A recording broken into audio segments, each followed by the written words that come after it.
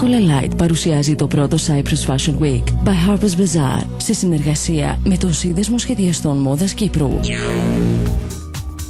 Θα συζητήσουμε για το Cyprus Fashion Week, η εβδομάδα μόδας που γίνεται για πρώτη φορά στην Κύπρο.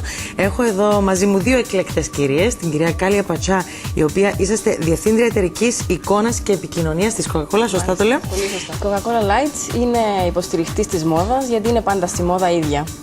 Άρα το έχουμε αυτό σαν σλόγγαν και έχουμε επιλέξει το πιο σημαντικό event φέτος της χρονιάς, που είναι ουσιαστικά το Fashion Week.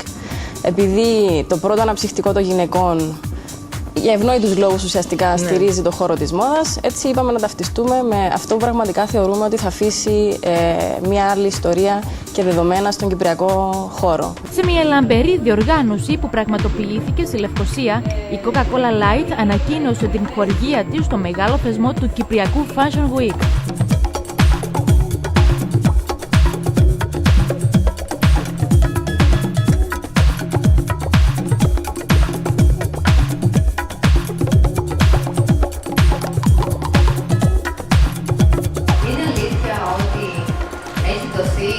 Σε 4 Κύπριους σχεδιαστές ευκαιρία να σχεδιάσουν, να κοσμήσουν το κουτάκι της Coca-Cola Light. Βεβαίως έχουμε. Έχουμε δίπλα μας τους μεγάλους νικητές του διαγωνισμού που είχαμε ανακηρύξει με τον Όμιλο, με το Σύνδεσμο Σχεδιαστών Κύπρου.